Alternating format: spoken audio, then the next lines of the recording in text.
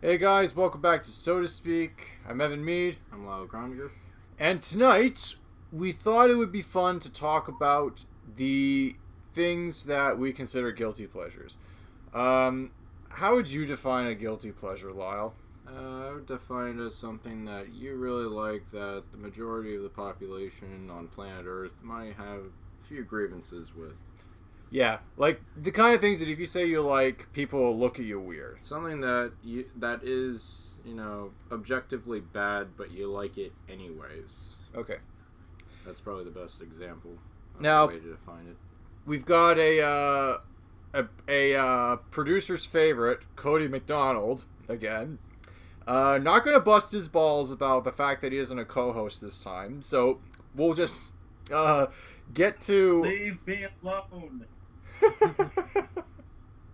Anyways, Leave me alone. Let's... One of my guilty pleasures being on this goddamn podcast. No, I'm kidding. Cool. Alright. But we'd like to welcome a newcomer to the show, Brandon Levine. Thank you for having me, guys. Yeah. Yeah, thanks for joining us. It's cool. So, Brandon and I actually went to high school together, and we've been kind of in the same circle of friends from our graduating class ever since. So, it's good to have you. Let's get this show on the road. Lyle, what's a first... We're going to talk about a food that we consider a guilty pleasure, a TV show, a movie, or a musical artist. No, and a musical artist. And a musical artist. Those are our 4 topics. So we have 4 topics to cover tonight. So the first is food. So, Lyle, what's a food you consider guilty pleasure or a place to eat? I think my biggest guilty pleasure has to be McDonald's. It's like, no matter how many times I watch Super Size Me, no matter how many times I hear like the bad facts about how anything there is processed and made, and no matter how many bad experiences I have, I keep eating McDonald's like on a, not as much as I used to because, well, I'm not going out as much anymore because of the COVID, but like, it's just something I always eat on a regular, semi-regular basis, and I kind of hate myself for it, but can't help it. I think my go-to is the McGangbang, which is not even an item, but if you take like a McDouble, you open it up in half and you put like a junior chicken inside of it, you get like this triple burger that is like $5 and it's like half the cost of a Big Mac. It's kind of filling too. Oh no, if you go on the internet, there's all sorts of like secret menu items you can get if you just get a couple items together. There's also something called surf and turf, or like a surf, wind, and turf, where it's like you get a McChicken, a freaking Big Mac, and a filet o fish, and you put them all together. And I'm like, no, that's just because I hate filet of fish, and that's a ton of bread. So I'm just like, no, man. Yeah. Another thing. Bless you. Sorry. Another thing I don't like is I sort of got 2 years in a row I was doing the Monopoly game, and I got almost every category filled. Like, if there was like 3 categories, I got 2 of them filled, or one or the other was filled, and I was so close to getting a prize in 2 consecutive years. And everyone was like, oh, you have the worst luck ever, Lyle. I'm like, I know. I don't know why I like McDonald's. It's bad. I've just got one thing to say about that Monopoly thing. It starts with one thing. I don't know why. It doesn't even matter if you order fries. I tried so hard and got so far. In the end, it only made me fatter. My cholesterol has got to fall. 'Cause in the end, it only made me fatter. Yeah. I think that's a good pin. That's some kind of Weird Al stuff? That's a Weird Al. It's a Weird Al style parody of Monopoly at McDonald's. In the End by Linkin Park. Yeah. Great. Okay. I guess I'm ready to move on. There isn't too much to say. Yeah, this is gonna go by quickly. No, it's just food. It's our experiences. Brandon, what's a food that you consider yourself have a guilty pleasure for? To have a guilty pleasure. I would say a guilty pleasure of mine, even though a lot of people say that it's bad, is pineapple on pizza. Oh yeah, I like it. And the thing with that is that I think a lot of people that prejudge it are usually people that are either giving in to what society says about it, or they just haven't tried it yet. And for those people, I would say, don't knock until you try it. I don't understand. We talked about this on our very short pizza episode. Yeah, we ended the episode on that note. Yeah. I'm not going to disown... If any of you ever say you eat pineapple on pizza, excuse me, I'm not going to disown you. It's do each his own. I don't care. But people... I think this was just... I think pineapple on pizza is a conspiracy to divide people on the internet even more. Like, you know, how we're so divided over everything. I feel like some fuckhead, you know, started bashing pineapple on pizza and was like, oh, yeah, and anyone who likes pineapple on pizza is like a douchebag or some shit. I mean, I wouldn't eat a pizza composed entirely of pineapple, but Hawaiian pizza is pretty good. Yeah, well, if pineapple was the only topping, that's boring, but yeah. Like in my case, I'll order pineapple and I'll put maybe some jalapenos, some Greek olives, some feta. It's like a flavor bomb at that point. Some sweet, some spicy, some salty. Yeah. If I wasn't filled on Chinese food right now, Brandon, I'd order a pizza because you're making me hungry. If anyone ever says... Just to throw my 2 cents in, I don't even mind pineapple and ham on a pizza. It's a fine combination. Like, it's not my go-to, but if it was the option there and I wanted pizza, I'll take it. I'm not gonna throw up from it. Yeah. Mm-hmm. If anyone ever says that fruit doesn't belong on a pizza, just tell them that that's what tomato sauce is for. Yeah. Yeah. And you can go shove your head out of your ass. And guys, there's worse things that can go on pizza. That's another guilty pleasure conversation for another time. Your turn, Evan, or Cody's? I think it. Yeah, no, it's my turn. Okay. So, mine isn't real. Mine is actually a style of food that it's a type of food that I'll eat, but I eat it with one crucial difference from the rest of the world. I'm the type of loser who will eat cereal without any milk.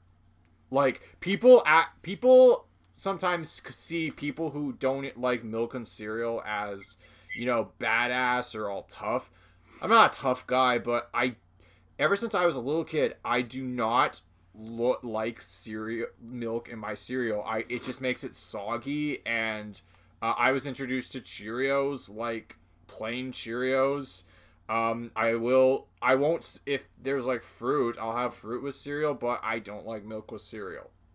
Yeah, not too much to say about it. It's just the texture, the soggy texture it creates, doesn't bode well with me. Every single time I'll go to a hotel buffet breakfast with friends, and I'll grab some, you know, cornflakes or frosted flakes or whatever's available, and I don't get milk, people look at me like I'm fucking weird. Are you like that girl in Get Out where you have a bowl of cereal and you have a bowl of milk next to it? Oh God, no. No. I'm actually, I honestly, I eat, a lot of the breakfast foods I have actually need large amounts of milk to get the flavor right. The most common thing I cook for breakfast is French toast, scrambled eggs second, and then pancakes third. Pancakes is probably the most time-consuming breakfast food that anyone can cook, but I will have copious amounts of milk in the French toast to get the flavor right. You have to. So, Evan, I think the reason why you probably don't like it that way is probably traced back to something that happened when you were extremely young that you can't even remember. That's possible. Because I noticed that I can't really relate to what you were saying, but one ick that I still do even to this day that has to do with cereal is that I always eat cereal out of a coffee mug. Coffee mug. That's okay. Interesting. And out of cups or out of mugs or anything like that. The whole reason why it was because you could figure this out is that I would get dropped off when I was like super little, like 2 years old or something like that. My mom was going to work, and she put 1 cup of milk and she put 1 cup of cereal, and I would just basically have it like on for me. And I guess it has always been like a natural practice that I've never broke out of. Right. Interesting. Yeah. That's a good point. And I'll tell you this: the only another food or drink I came close to talking about that I'll mention briefly was cranberry juice. And now that you mentioned psychological positioning, the reason why I fell in love with cranberry juice, another guilty pleasure I have, is because my dad, when I would go after my parents split, and I would go spend weekends at my dad's, that was the only juice he had. He never really had apple juice for some reason, and eventually I just started to love cranberry juice more and more. So there's cranberry juice was the cause of my very first zit. It was Your very first zit. Your very first zit. I noticed a pimple on my face after I had the cranberry juice for the very first time when I was like 12 or 13. Okay, so you're staying the fuck away, I guess. I will never drink shit ever again. What if Okay. you got a urinary tract infection? That's true. I never get. What are you gonna do then, Cody? I never get urinary tract infections because I like chug cranberry juice like it's coffee every morning. Yeah. Yeah. But anyways, No, because it's so sugary. It's such a sugary beverage. that's because you gotta stay away from the President's Choice shit. You gotta get like organic, natural cranberry. Oh yeah, juice. don't get Ocean Spray cranberry juice. Oh, that sucks. Yeah. Yeah. Or Minute Maid or whatever. No, you gotta get like sugar free. Not every cranberry juice brand is good, by the way, but No. I still like it. Not all cranberries. Exactly. So I'm pushing 2 guilty pleasures. So let's end this thing. Let's keep going. Cody, talk to us. what kind of food do you like that we're gonna look at you like you're weird? Or just... Well, it's kind of echoing a lot what Lyle just went into, but my guilty pleasure is Taco Bell. Yeah, that's not a pleasure of mine. Taco Bell. It's a food that destroys your fucking stomach, and Quote unquote food. yeah, I have to apologize to my toilet every time I do that. Yeah, you want to hear another good one? This is stolen from epic rap battles of history, but it turns your butthole into a drive-through, you know? Oh, Yeah. that's nasty. Yeah, it's just, I think it's okay. There's obviously way better tacos out there. There's better gourmet tacos you can but there's something about Taco Bell that clicks where nothing tastes like it. Oh. It has that knock towards every other taco, that it's not properly made. And I know there's a huge debate on whether or not it's like, there's statistics saying it's like 38% real meat or 88% real meat. It's like right in the middle. Like, who the fuck cares what's in it? It's all preservatives. It's all filler and all. Yeah. Like, I think the only like fond memories I have with that place is just going there with my uncle a lot. There was a Taco Bell that was in Windsor that, funny enough, didn't get renovated like 2012. Oh, We okay. literally had a Taco Bell in Windsor that looked something like that was plucked out of the 1980s. Okay. All right. Like, just the interior, those comfortable, like, metal seats, metal chairs, and everything's kind of like modern looking, like clearly needs to be renovated. It lasted until about 2012. Oh, okay. And my order that I always get 2 stuffed tacos, a beef burrito, and a fry supreme. Oh, okay. I do like the fry supreme actually. Is that a French fry related dish or? It's a bit like poutine. Okay. Kinda, It's like somewhat. ground beef and cheese and sour cream, Sour. a little bit of salt, Green onions. green onions, yeah. Tomato. Yeah. That's all right. Yeah. Yeah. It's definitely something that I can't have because, like, I'm a type 1 diabetic, so I'll probably have this like once a year. Oh, okay. that's okay. Here's the thing. Lyle talked about McDonald's and you talked about Taco Bell. I will go to McDonald's maybe 3 times a year. Wow. I have never been to Taco Bell my entire life. That's funny. Same. My girlfriend Veronica, she's never been there, and I tried to tell her on it. She's like, I have no. She wants to go. She'd rather go to Chipotle. Yeah. She has taste. Yeah. Totally like quality. Oh yeah. Even Fat Bastard Burrito is better than Taco Bell. But back when I was in London, like that's all they had. They didn't have like any gourmet burrito stuff. Taco Bell was the best you could get. Did you know that their top cost 19 cents when they first opened? 19 cents tacos. So they were like the McDonald's of tacos, because the reason why McDonald's was so revolutionary was because the Big Macs were served so fast and they cost so little compared to other burgers. Yeah. And it was founded by a guy by the name of Glenn Bell. Glenn Bell. That's funny how the guy who founded McDonald's couldn't have the restaurant named after him, Ray Kroc, because Kroc Burger doesn't have the same ring to it. Crocs. But I have to say that I'm guilty to say that Taco Bell is a pleasure of mine. All right. Okay. Caramba. Ay caramba indeed. Now on to TV shows. Oh God. So a TV. Wait. So it's It's my turn. your turn, Lyle. What's a TV show that you like? This is one of my favorite shows to watch on Netflix. It ran on Adult Swim. It recently got canceled.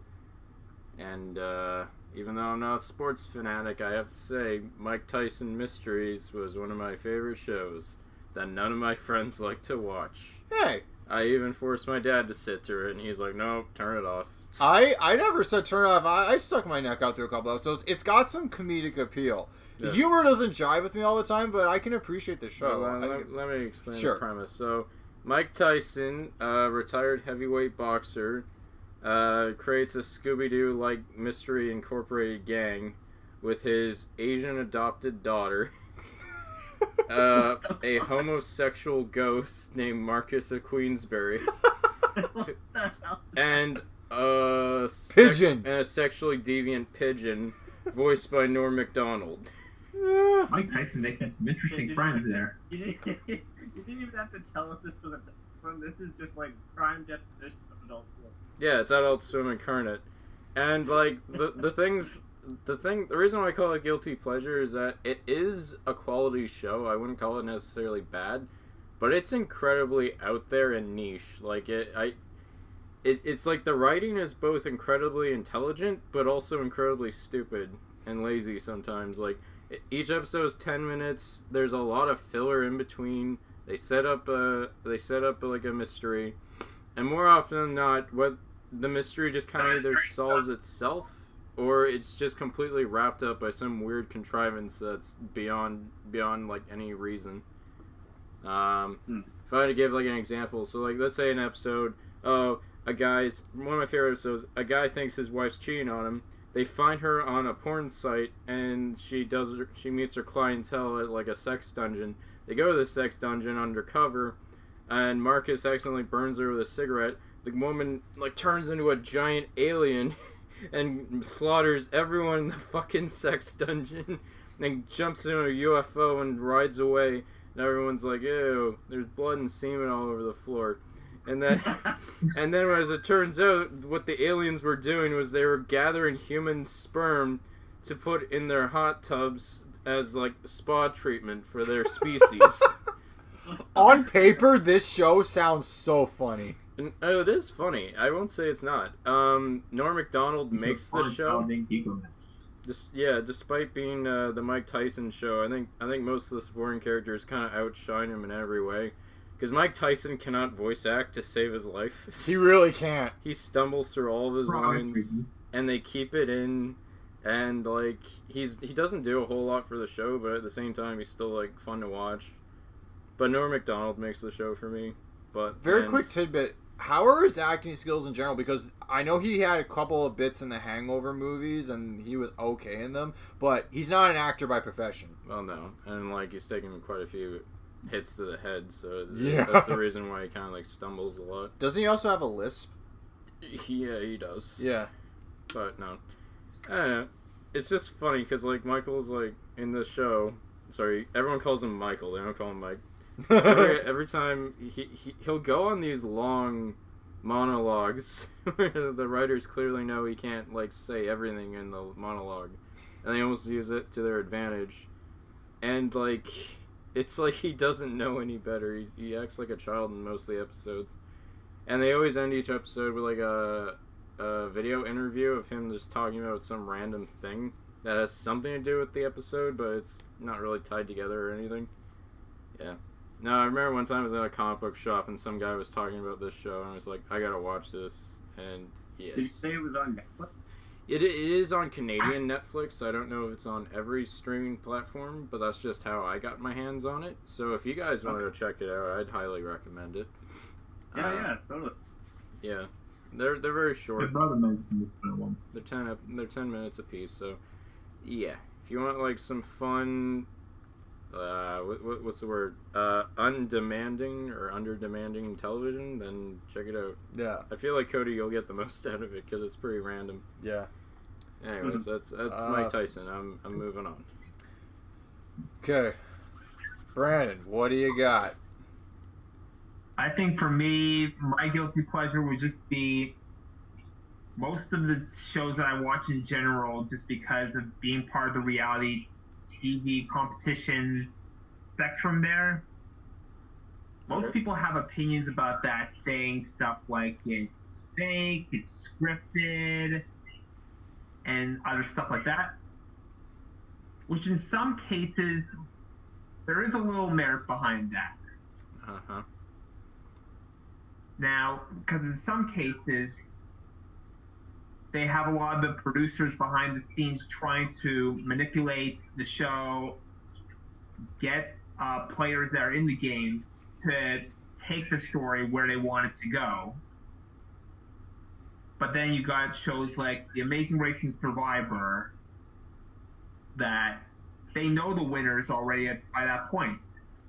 They're going to try and make the story so that we focus more on the people that are going to be around on that show for the long run, either that are going to be there at the end or could end up winning the show. And I think that's where people get misconstrued that it is scripted when it's really just edited to make sure we know who the important characters are. Is there a particular show you would pinpoint as like your favorite in the reality TV genre? I would say The Amazing Race was a favorite of mine for a long time. Okay. Just kind of seeing different places around the world, kind of seeing how people find their way in these different places with the language barriers, having to deal with the different locals and other people around them. It makes it kind of interesting. Okay. I can't knock all of reality TV. It is highly... It's pretty easy to produce. I can see why it got so big after a while, like in the 2000s. Yeah. So, yeah, but yeah, a lot of people like it, but, yeah, it's not very demanding. I mean, because I come from a family that, lived off of mainly basic cable packages growing up, my mom actually would watch a lot of reality TV, and so would I for a bit. The shows we got into were American and Canadian Idol, but I thought I actually was one of those kids who thought Canadian Idol was better. Brandon, what do you think? Everyone says Canadian Idol is worse than American Idol, and I don't know why. See, I only caught the last 2 seasons of Canadian Idol completely. Oh, okay. And I really felt like a lot of the singers in those last 2 seasons at least were at least somewhat on par with the American Idol contestants on back then. Oh, okay. Now that when I look at some of these ones like Adam Lambert or Chris Daughtry, Jordan Sparks, these ones that have done real well. I think the biggest problem with Canadian Idol is maybe they didn't promote their artists quite as well after the show as maybe American Idol did in some of their early seasons to get their artists to the level that they need to be to make a career out of it. Yeah. I think I had a relative who was on Canadian. Oh yeah. Yeah, I'm forgetting his name. From Port Hood. I'm blanking on his name. Very long distance. I don't think I've met him, but yeah. I probably have to look it up. Fact check. That's cool.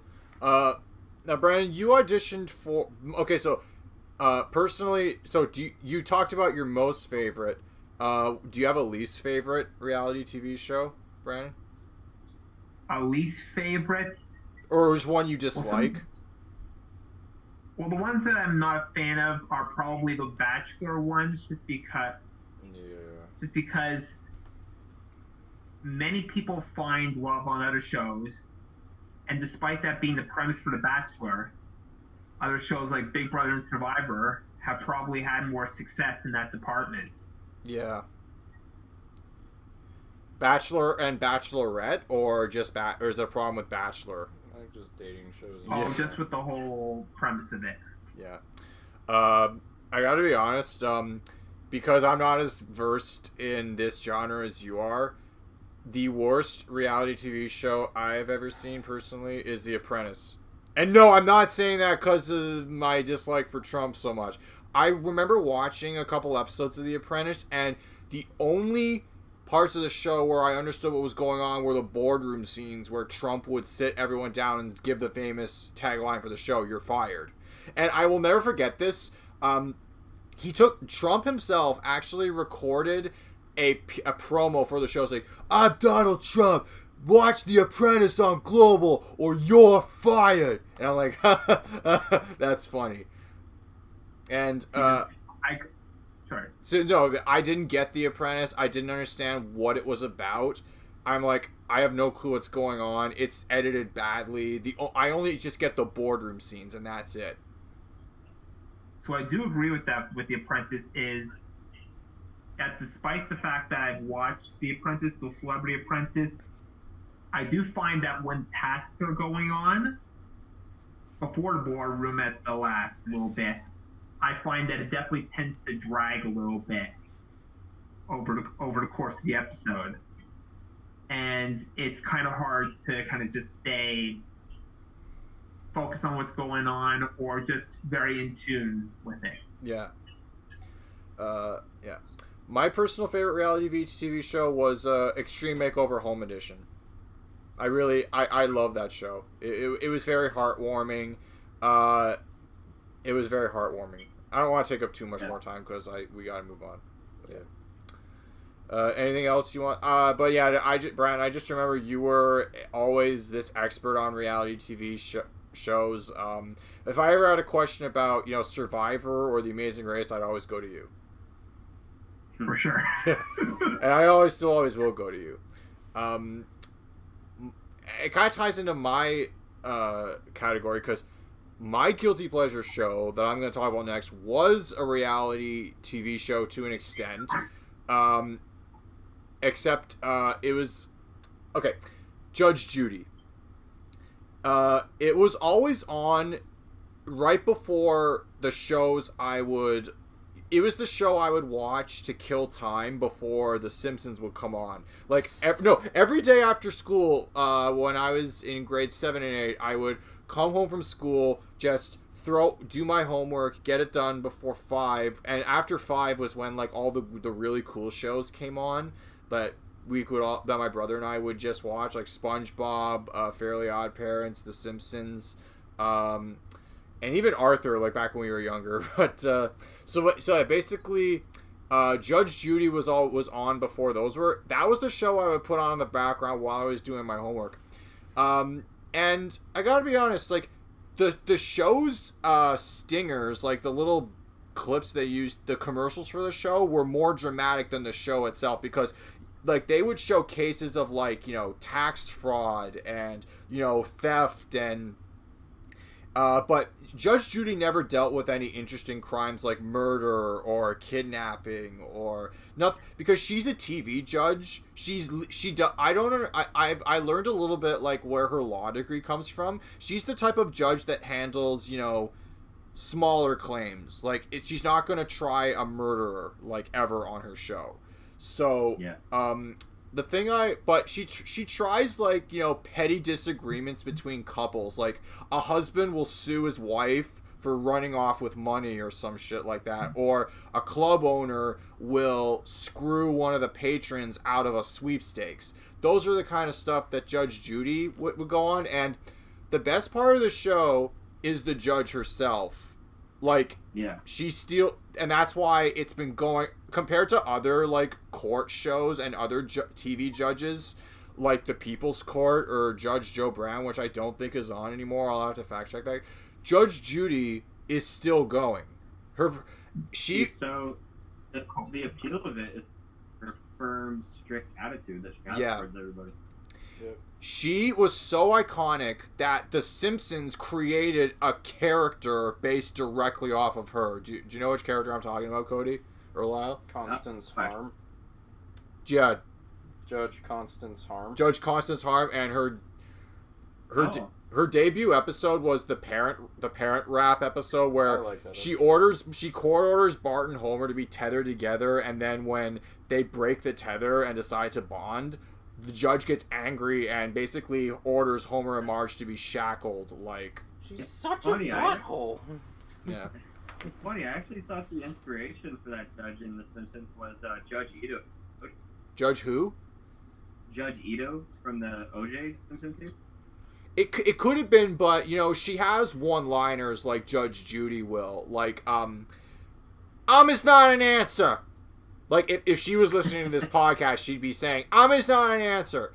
But she's, she drops one-liners, she drops quips, and, I just remember, like, I remember getting tired of it and just turning it off, because it's like, eventually, when you see enough of the show, you'll realize that the cases she deals with are petty as fuck. She is an interesting judge herself, but the cases she deals with are petty. And I will say this though, I was way beyond the show, but years after I stopped watching, she did deal with one case where it involved a death. Like, seriously, the case went like this. A lady tried to sue the family of someone who died on her property, and her case was so appalling that Judge Judy herself threw it out within the first 5 minutes. She's like, this case is done, and the episode is literally wrapped up like ahead of schedule. And wow. The plaintiff was such a scumbag that they're still talking as the bailiff is like, yeah, parties are excused, everyone step out. But as far as I know, Judge Judy, she is a real judge. She's legally trained to try smaller claims courts where like fraud is committed. She doesn't deal with anything crazy, but her personality is what kept the show going for as long as it has. And you can't fail to. It's not a critically appealing show, but it's been on for a while, and I got a kick out of it. Like, there's something about her personality that, like, the show is cringy but interesting at the same time. That's why I say it's a guilty pleasure. Moving on.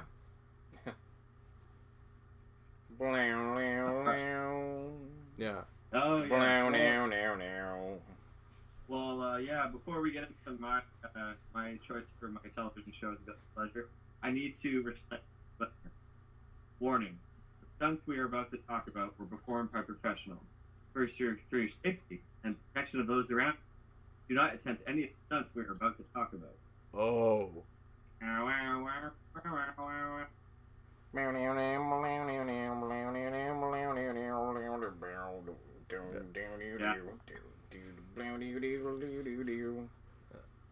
Jackass. Oh my god. I think I love Jackass too much. You think you love it too much? In my own intelligence, sometimes. Yeah. I mean, come on. Got a television show that is just dedicated to a bunch of idiots that do crazy stunts or these insane pranks to each other or to the public, all for our entertainment. Yeah. I mean, hats off to them. Very much so. I like how much thought was put into a lot of the pranks too. Like, I remember Jeff Tremaine had to like develop entire like systems of how to shoot everything as well. Yeah. But anyway, I don't want to get there. Cody, tell me what you like so much about Jackass.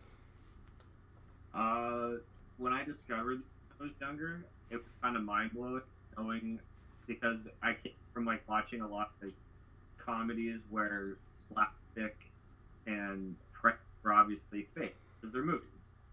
But there was something when I learned what it was, where I'm like, wait, they're actually doing this to themselves? Like, they're actually hurting themselves. Like, it's real. It's almost like a documentary stupidity and this amusing. You almost feel kind of welcomed by the Jackass crew every time you watch it. Yeah. You kind of feel like a part of them. They're like just like you're hanging out with them, and it's just friends being friends, and they all laugh at each other. Yeah. So it's just a quick little, reoccurring things that show. Like there's Bam Margera. He's the professional skateboarder who always fucks with his parents, filling role. There's a speedboat. One of my favorite ones when he swallowed a goldfish and he puked it all the way back up into the pool, and the goldfish is alive. So, wow. That makes sense. Yeah. That's kind of interesting. Johnny Knoxville, like pretty much the main guy of the whole crew. He's the host. Yeah. I loved he like walks down the street with two broken arms, and his pants fall down, and he has to like ask strangers to help take his pants up. And he'd always dress up like an old man and just do all these pranks. Oh yeah, Irvin's this, which carries all the way out into the movies. Yeah. The movies. My favorite stunt on the Jackass show was Nutball. Nutball. So basically what they do is they sit across the room from each other, and they spread open their legs, and they wear like tidy white like on their nuts, and they just toss this rubber ball across the room and try to hit their nuts. It's just so stupid. But the show became so popular. It was it's an MTV show. It was a big hit. But then Paramount Pictures was like, hey yo, we're gonna cut the money if we distribute a film. So they came out with not one, but two, but three. Well, actually, more than 3 films. Yeah, if you count Bad Grandpa. Yeah, if you count Bad Grandpa, and apparently there's an upcoming Jackass 4 coming out. Yep. And then you got all those in between, like Jackass 2.5, Jackass 3.5, which is basically all the cut stuff from all the movies. Well, then there's spin-off shows too, like Viva La Bam. Like they kept going even after Jackass. Yeah, Viva La Bam, Wild Boys. Yep.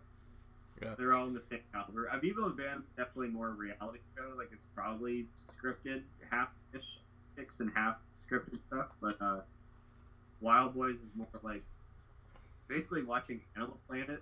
Like you learn a couple of facts about animals all around the world, but then they'll do Jackass stuff.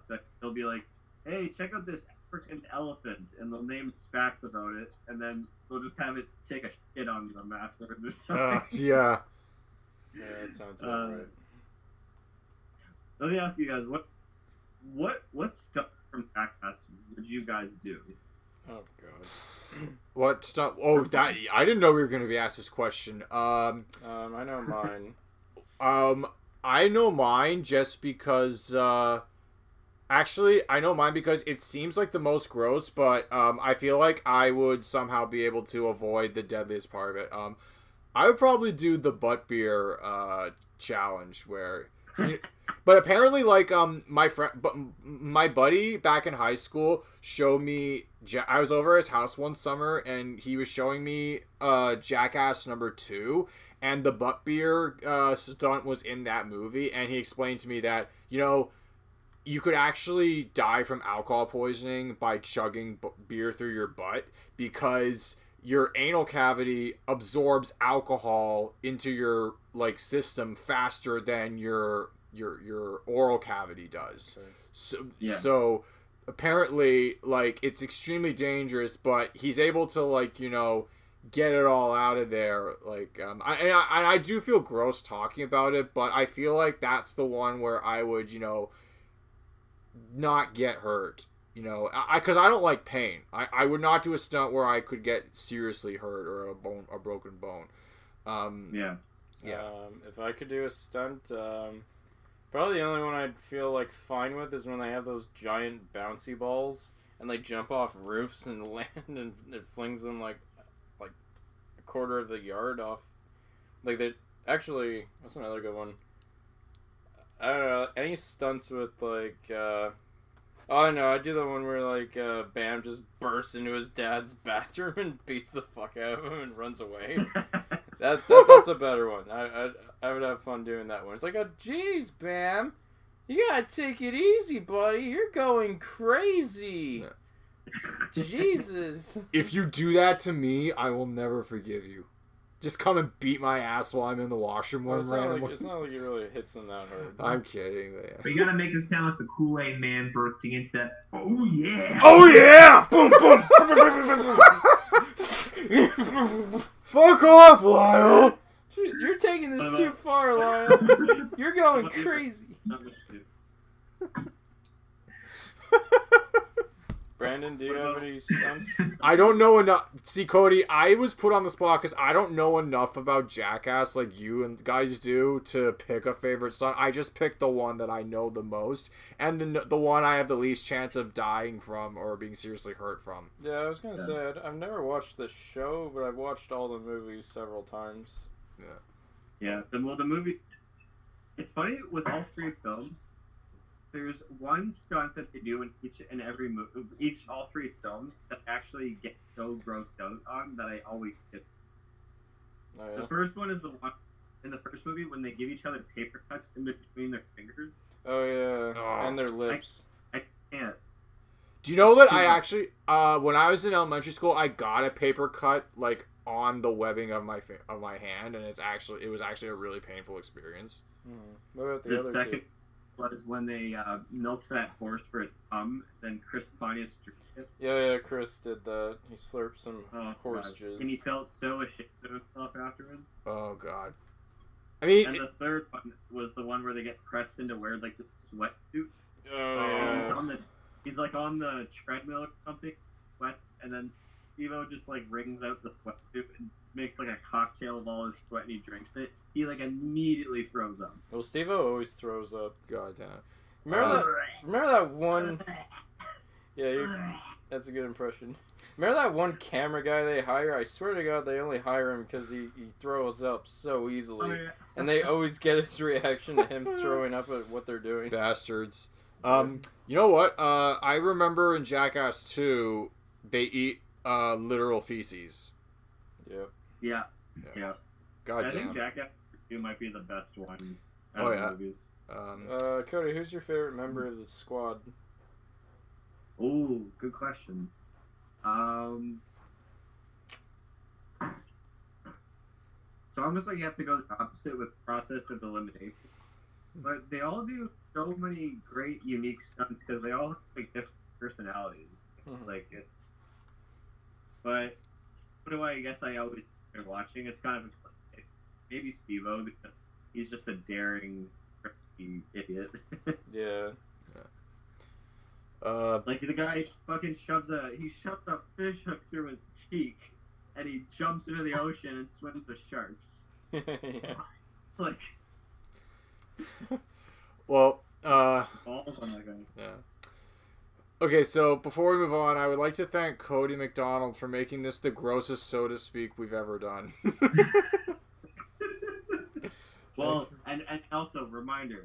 that the stunts we just talked about were performed by professionals. Yeah. For your safety and the protection of those around you, do not attempt any stunts we have just talked about. Yeah, so I'm not chugging butt beer anytime soon. The disclaimer is almost a joke. Yeah. Yeah, kind of like South Park. Get to attempt some of these stunts. Yeah. But yeah, no, I'm guilty to say that Jackass is a pleasure of mine. Okay. Alright. So, what's the next best thing than TV shows? Movies. What are some movies that, Lyle, you go guilty for? Okay. So my biggest guilty pleasure of all time is the truly touching story of an aspiring animator who wants nothing more than his father's approval. And my pick for tonight is Freddy Got Fingered. You know, when you describe the plot of Freddy Got Fingered badly, it actually sounds like it's a good movie. Oh yeah. Well, yeah, I unabashedly love Freddy Got Fingered. I think it's hilarious as fuck. Okay, so now we got the premise out of the way. Who's in it? Well, it's kind of funny. He kind of came out around... He was popular around the same time as Jackass. Mr. Tom Green. Tom Green. Canadian-American comedian who got huge on MTV. He was married to Drew Barrymore for a while. Married for Drew Barrymore for like less than a year. So wow. But that's more than any of us can ever say, so good for him. Yeah. Where do I even start with Freddy Got Fingered? I can't tell if it's like intentionally stupid or it's just Tom Green doing whatever he wants on camera, but there's so many scenes that just don't connect with anything, and they always go for like the most extreme like end of the spectrum with every scene. Like let's say like Gord builds a skateboarding ramp and his best friend who's like this office guy he's like, hey, let's try out this ramp. We spent years building it. And they go on it, and his buddy just totally eats shit. And you think you get a sprain or something, but no. He has like a protruding bone. That's a compound fracture. He has a compound fracture on his knee. And then his dad's like, will you faggot stop making so fucking much noise? Flings the skateboard. You faggot stop making so much fucking much noise. Yeah, anyway, so he flings the skateboard at him. It lands on his fracture. And it's like, oh, Jesus. Dad, what the fuck? It's like... And the neighbors are complaining. It's like, hey, I got a kid over here. Stop making so much noise. Oh, like, that kid. God. Oh, somebody get him a dog. He's like, no, not a dog. And then Gord starts licking the compound fracture. Oh. And his dad hits him. And we gotta talk about Andy, the neighborhood kid. His only joke is that he grievously injures himself anytime he's on screen. But there is actually there's a payoff to that joke at the very end of the movie. We're not going to spoil it. I think it reaches its natural conclusion at that point. Yeah. There's a love interest named Betty. Not Drew Barrymore. She's a no. That would have been too obvious. She's a paraplegic, and she likes rockets and creamers, and the only thing she ever wants to do is give Gordy a blowjob. Gordy is the name of Tom Green's character, by the way.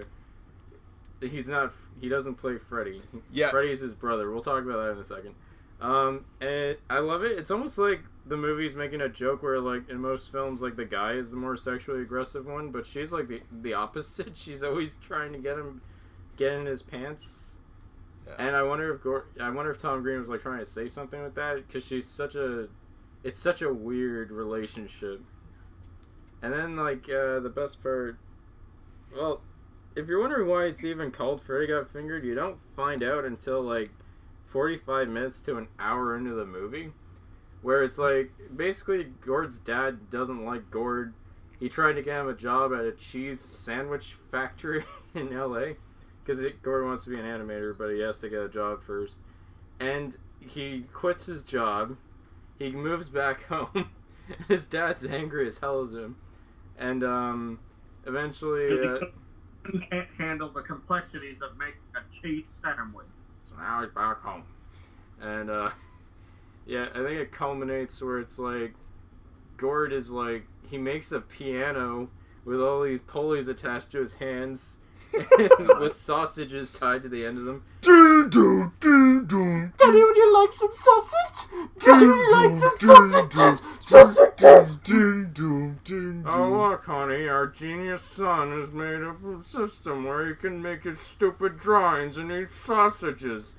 I'm being creative. You have to give Tom Green some credit. Like, no one in the history of mankind has thought of that. No, they haven't, have they? And you gotta give credit to Rip Torn, because playing Gord's dad, he is just... I feel like he's just having the time of his life in this role. It doesn't look like he wants to die like some of the other people in the cast. Yeah, we said this in our very first episode ever when we briefly discussed Freddy Got Fingered, but it feels like Rip Torn, whenever the camera would stop rolling, Rip Torn would just be laughing his ass off all the time. Yeah. After every take. But anyways, after the sausage incident, Gord's dad destroys his skateboarding ramp with his car, and then they go into family therapy. And it's here where Gord inexplicably accuses his dad of molesting his brother. Hence why it's called... Why it's called... He touches my little brother, Freddy. He fingers him. And then he's like, what the hell are you talking about, Gord? Is that an insanity I have to put up with? It's like, First of all, Mr. Brody, this is a very serious infraction, and we're going to have to talk about this. And then Gord grabs a statue of Freud. He's like, you hear that, Dad? Now you're going to pay! He's a molester. He's a child molester! I'm like, oh, there's so many editing mistakes. That is how you end a scene. That is... Yeah, you better run, you liar! And then Freddy, who is played by that dude from American Pie. American Pie, yeah. Gets thrown in a home for psychologically and physically abused children. All the creepy music as he run around. Yeah. He's like the oldest one there. I feel bad, for Freddy, because his dumb nuts brother gets him institutionalized and ruins his entire livelihood because of a stupid allegation. Yeah. Can we talk about zebras in America? Yeah. AKA the best show that was never on Adult Swim. I feel like if Adult Swim wanted to pick up a show like that, they'd get it instantly. Well, I think that's what I like about this movie, is that it feels very indicative of like stuff I love on Adult Swim. It's just so...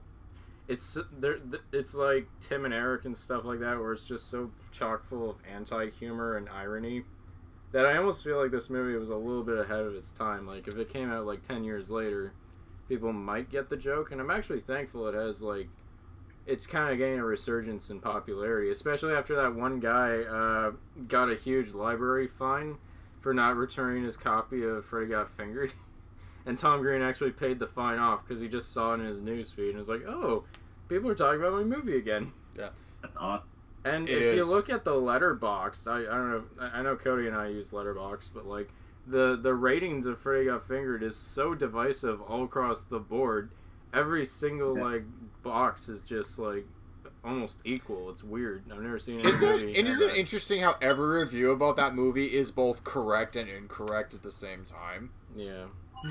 I think when I first saw Freddy Got Fingered, it was back in high school where I was going by the book of watching either like the best movies ever made that you gotta see or the worst movies that you gotta see.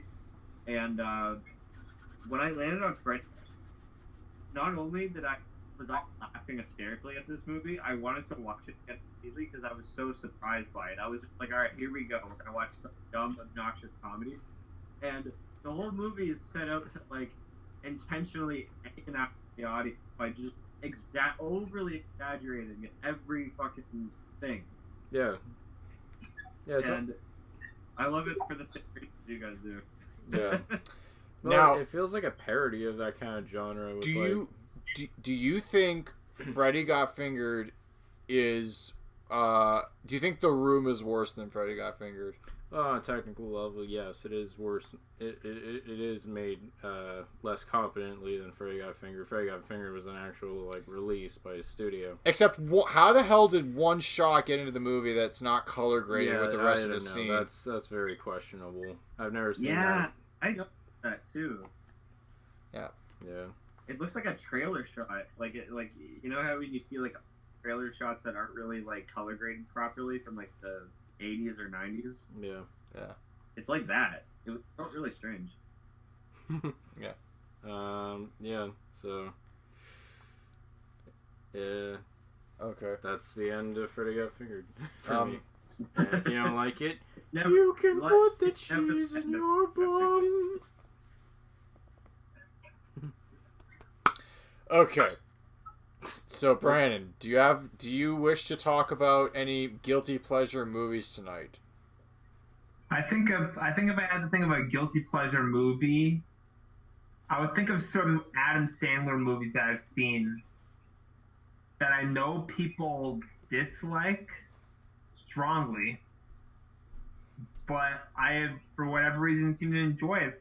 An example for me would be Jack and Jill, which for whatever reason I enjoyed enough to see twice in theaters, even though a lot of people hated it. Yeah. I can't say shit about Jack and Jill, so you're gonna have to do most of the talking because I need to watch it. I've seen it. Oh.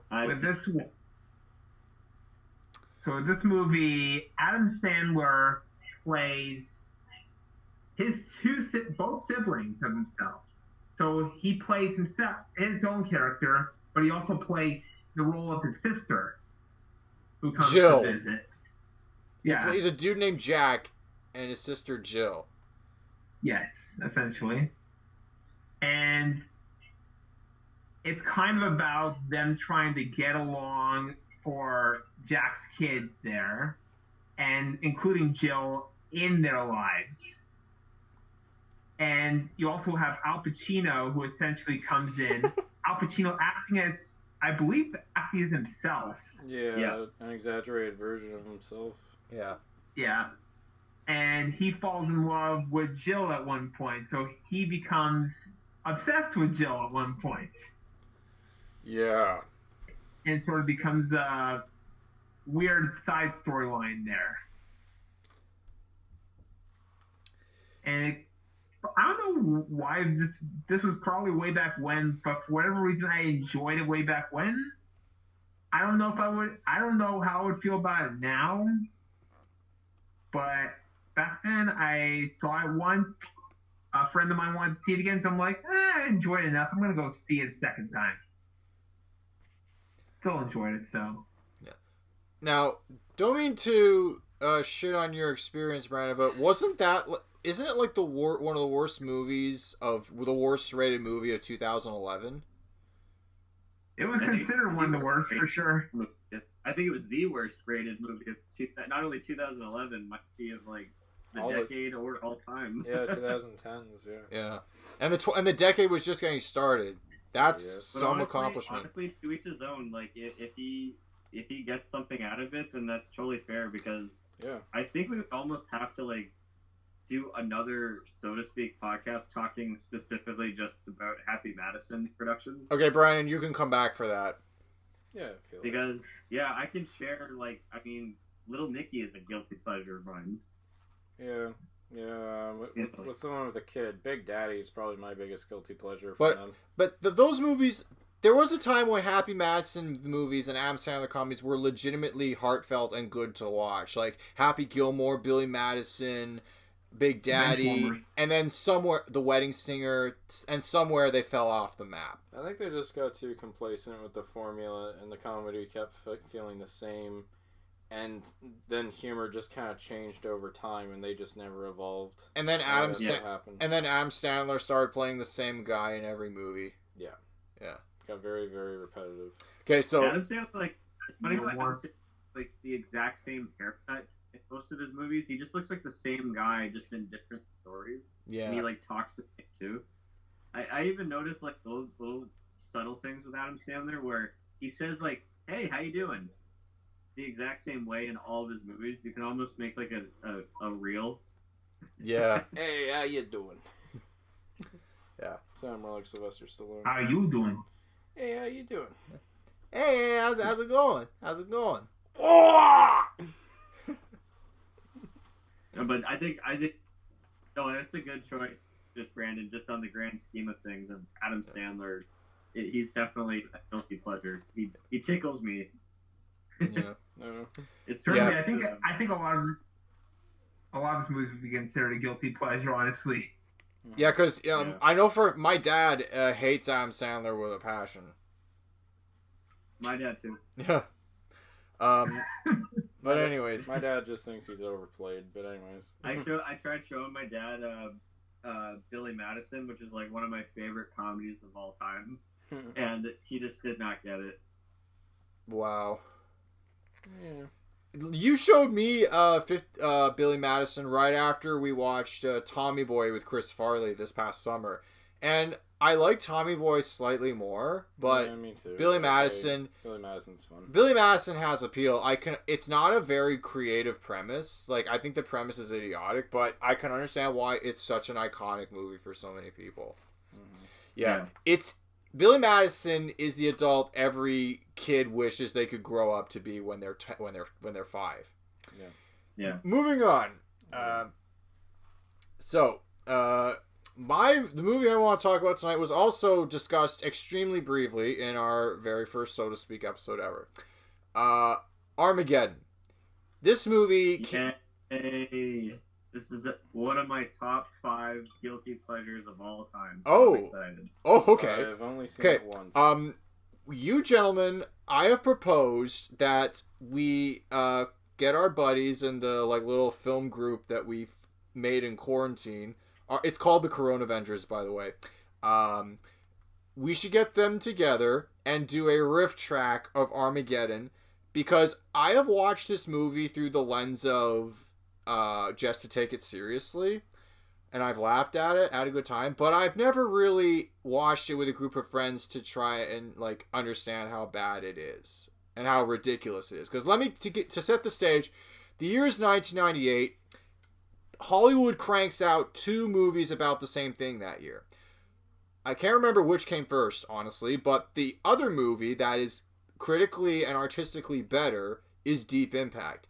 Deep Impact's premise is a comet is on a collision course with Earth, and if it crashes into Earth, all life on the planet dies in an extinction level event. The premise is Téa Leoni is this reporter that investigates what she thinks is a government scandal but it works its way up to the president himself, played by Morgan Freeman. And the president is she is such a nosy, investigative reporter. She actually stumbles upon a classified document that proves the end of the world is coming because of a comet. So the government's hand is forced to tell the world a comet's coming and we have to prepare. So the whole movie is about how humanity on the planet would react if a comet was coming. Now, the movie does deal with the fact that astronauts are going up to stop the comet with explosives and all that jazz, but that's honestly almost a subplot. The real meat of the story is the characters on Earth, how they process the disaster. And it's not a hardcore action film, but I can't say too much more about it without giving away the ending. So, well, actually, sorry to interrupt, Evan. Actually, just a little correction. I remember in film school we were taught this, that in 1998 there was actually 3 Yes! films. I was going to mention that. The third one was a Canadian film called Last Night that had a premise closer to Deep Impact than Armageddon. Well, the reason I want to bring up those 2 movies is the year is 1998, but 3 movies come out about the same thing. Armageddon, Deep Impact, and Last Night. All 3 movies deal with an end-of-the-world situation. I believe. What was the crisis in Last Night? Have either of you seen Last Night? No. Yeah, I think it was similar. It was an asteroid hitting Earth, but that movie is just more about people accepting their demise, and it's just sort of a slice of life. It's like, how would the city of Toronto in the late 90s react if an asteroid was going to destroy the world?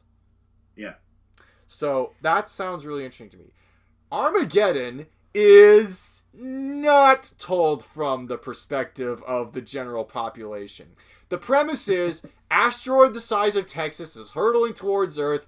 and the government, and it's going to hit Earth in less than 3 weeks. So you think that the whole world is screwed because we have no technology to go stop it. No, we have military-grade space shuttles armed with, tank-armored lunar rovers that are impenetrable to any material in the galaxy. So they can fly to the asteroid and drill a hole so that we can drop a nuke in there and blow it up. But who's going to run the machine? Should we get astronauts? Or should we get oil drillers? We're going to get oil drillers for some reason.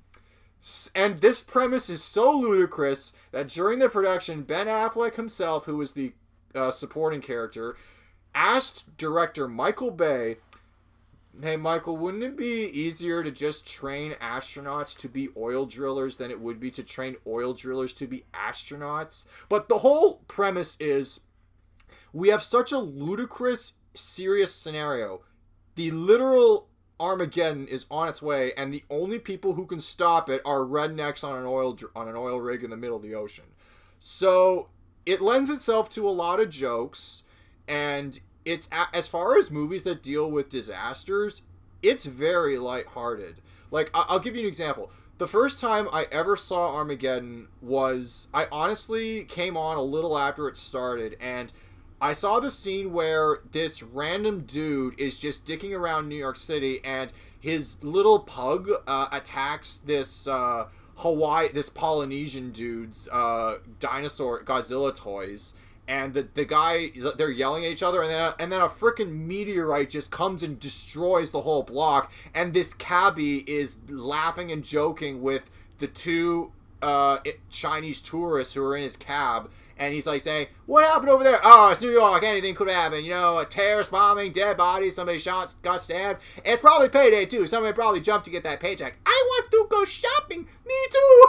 I'm like, is this a comedy? And then the scene shifts out of nowhere to Pentagon officials screaming, "Asteroids are breaching the atmosphere!" And then New York gets torn a new asshole by a meteor shower. And there's actually a really eerie shot of the trade centers on fire. This was 3 years before 9/11, folks.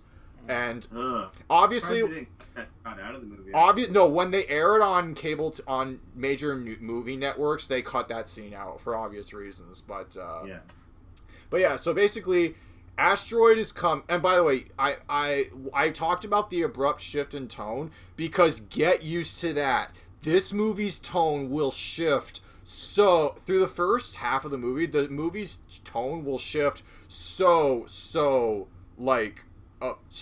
crazily. Like, it'll go from comedy scene to dramatic scene to horrifying disaster scene in like the span of 3 minutes. Cody, you gave a great example of how like this works. I gave the beginning where it's like you feel like it's a comedy, but it turns into a disaster instantly. And then there's another scene very similar where Will Patton's character, like, I know. What's the scene, Cody? It's literally 3 scenes crammed into 3 minutes. So basically, Will Patton's character, he goes to visit his, I guess, ex-wife. He just wants to see his son. And, the wife saying, "You shouldn't be around him," like, they're going through a divorce, like, confuses our son when you're going. He's like, "I know, I just wanted to kind of," it was like a touching scene, and just giving this little toy space shuttle to his son. It's just, he's about to go off to space. He just wants to kind of do one last goodbye the best way he can. Hard cuts to strip joint, pulsating Aerosmith music, mock shot of like a bunch of strippers, and like the guys are all just like hanging out there for last night. Steve Buscemi is a lot of fun. He is. He really is. Yeah. Rockhound. Yeah, Rockhound. He has the best lines in the movie, hands down. Yeah. Okay, the next time we watch the movie, can we have a stopwatch for this? Because I want to know if there's a single shot in this movie that lasts more than 5 seconds. Yeah, we will. Lyle's our timekeeper. He'll do that. This movie is cut so fast. It's almost like watching a 2.5-hour trailer.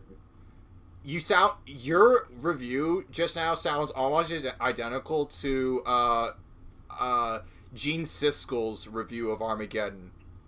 And by that time, like, Gene Siskel was dying of cancer, so he was exhausted after watching it. Oh, jeez. Yeah, poor guy. No, serious. On a serious note, Gene Siskel did review Armageddon while he was sick, so that probably. It's like the first half of this movie is like it does stick to kind of lightheartedness, which was kind of fun. Like, you know, their training montage and their medical, you know, all that stuff was fun. But the second they get on the asteroid, it just becomes so relentlessly like hilarious and just like, oh my god, how much worse can this mission possibly get? Like, one thing after the other goes wrong. Yeah. So that's why. There's even a line earlier on in the movie that someone from NASA was like, here at NASA, we don't take chances. We double up on everything. And I'm like, oh, shit! Yeah. One thing I like about the movie is that I tend to call out bullshit in a movie pretty easily.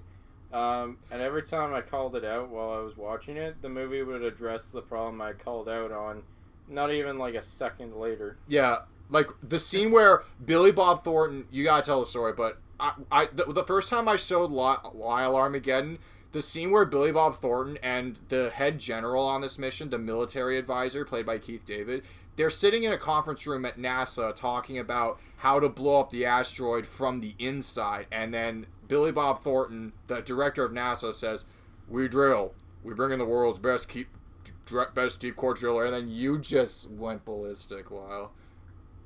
Yeah, basically. Because you're like, your exact reaction was, only you can duplicate it, but it's like, I don't know. They're gonna get oil drillers on an asteroid? What the fuck? Yeah. Yeah. But to the movie's credit, the scene where Grace, played by Liv Tyler, is saying goodbye to her father, played by Bruce Willis. For what it is, it's an effective scene. Oh yeah. Like, I find it an effective little tearjerker scene for what the movie is absolutely ludicrous. I mean, when you think about the logic, like, they're saying goodbye to each other, but they have like less than 5 minutes before the fucking world is about to literally get destroyed. Yeah. The scene itself, in context, is handled kind of well. Yeah. I don't know. Well, production trivia, Bruce Willis had real photographs of his real daughters, like, behind the cameras to look at so he could cry in that scene. Oh, wow. Yeah. Interesting. Yeah. But anyways, so that's Armageddon. I can't wait to just riff it all with you, and I'm stealing this joke from Brandon, but what was that joke you told when I said, "Hey guys, let's riff Armageddon"? When it comes to that, I don't want to miss a thing. Yeah. Yeah. Yeah. So much Aerosmith in Armageddon. Oh, that's true. No, seriously, there are like 4 Aerosmith songs in the whole movie. I can name all 4. Can I name all 4? Yeah, go ahead. Big Time. No, that's Bon Jovi. That's not Aerosmith.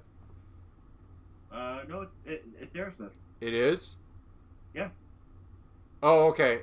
Because on the soundtrack, it says the song is by Bon Jovi. Maybe it was one of those issues where the artist, like, I don't know. But yeah, moving on. What are the other 3, Cody? Sweet Emotion. Yep. What Kind of Love Are You On? And I Don't Want to Miss a Thing. Also, their cover of Come Together was in the movie. Oh, okay. Sorry, I retract everything I said. That's the song I was thinking of. It wasn't Big Time. You are right. Yeah, Big Time was Bon Jovi. Yeah, Come Together, their cover of the Beatles. Yes. Yeah. Yes. Sorry. Yes. Yeah. Okay, so. Great. Cody, what's a guilty pleasure movie of yours?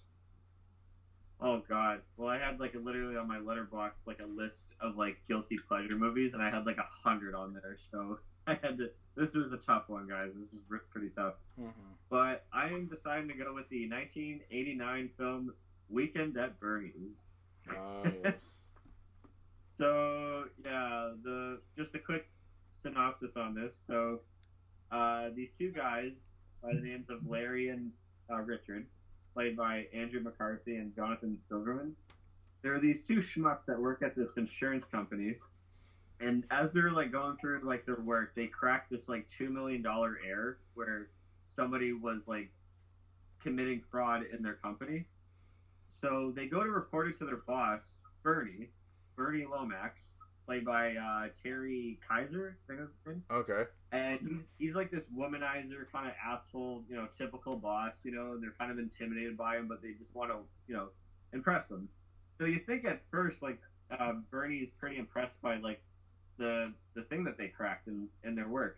So Bernie decides to reward them by inviting him over to his house for the weekend that's on the beach.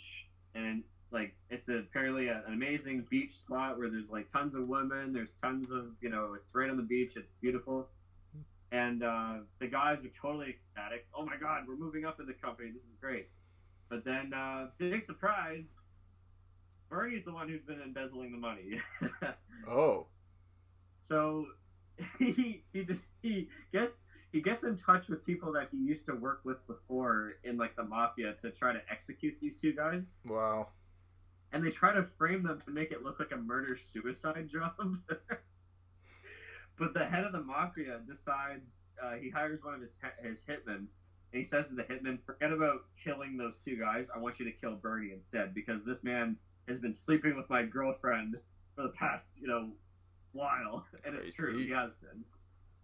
So the hitman goes to Bernie before our two main characters show up to the island, kills Bernie with, like, this drug, and he has, like, this, like, permanent smile on his face, and he puts, like, glasses on him. And then the two guys show up and they discover, our boss is dead.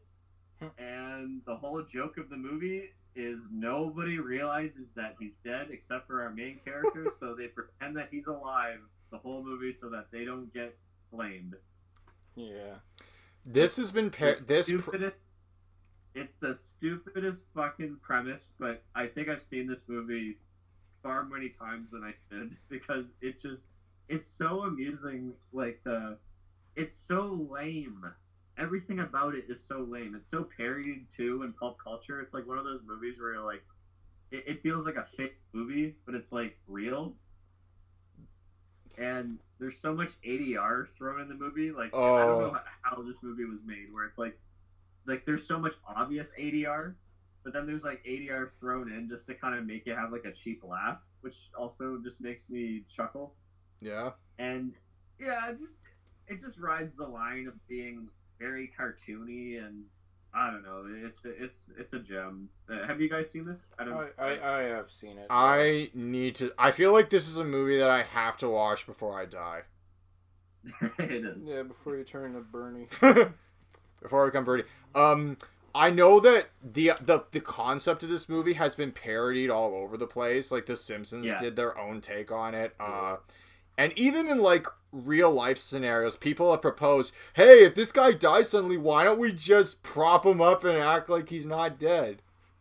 Yeah. I remember in Friends, they were saying that Rachel Green, Jeff Grant's character, she claims that her favorite movie is Dangerous Liaisons, but her actual favorite movie is Weekend at Bernie's. Oh, okay. Yeah. There's even a parody of it in Rick and Morty, where they have the old lady and her cats. Yeah, and he falls in love with her. Yeah. Wow. But don't bother with Weekend at Bernie's too. Yeah, I've heard nothing but bad things about that one. What? How do they repeat the same premise again? They cast a voodoo spell on Bernie's dead body, to where when it starts to hear music, the body starts dancing by itself. Are you fucking serious? Towards sunken treasure that he buried in the ocean in the Caribbean. Okay. What? Now that feels fake. Jesus. I feel like the CGI on that would be horrible. Oh no! Like, I mean, to Terry Kaiser's credit, like, he does keep his body still and, like, very, like, emotionless most of the first movie, but the second movie, he's just kind of standing up and kind of, walking kind of, like, silly almost. Oh, okay. But I don't know. There's some people that actually catch glimpses of him, like, blinking or, like, making flinches, but I don't know. I've seen this movie a lot, and I kind of don't notice anything. Yeah. But yeah. But yeah. Intriguing. I'm guilty to say that Weekend at Bernie's is a pleasure of mine. Yeah. This is starting to sound like an AA meeting. It's like, my name's Cody McDonald, and Weekend at Bernie's is my guilty pleasure. Yeah. It's like, my name's Cody. Hi, Cody. Hi, Cody. Hi, Cody. I have a very bad addiction. Hi, Cody. That's on repeat. Okay, so Lyle, what guilty pleasure do you what music do you or what musical group or band do you consider a guilty pleasure? Well, hi, my name's Lyle. Hi, my name's Lyle. Hello, Lyle. Hi, Lyle. Hi. Hello. We've been talking for an hour. It's nice to say hi.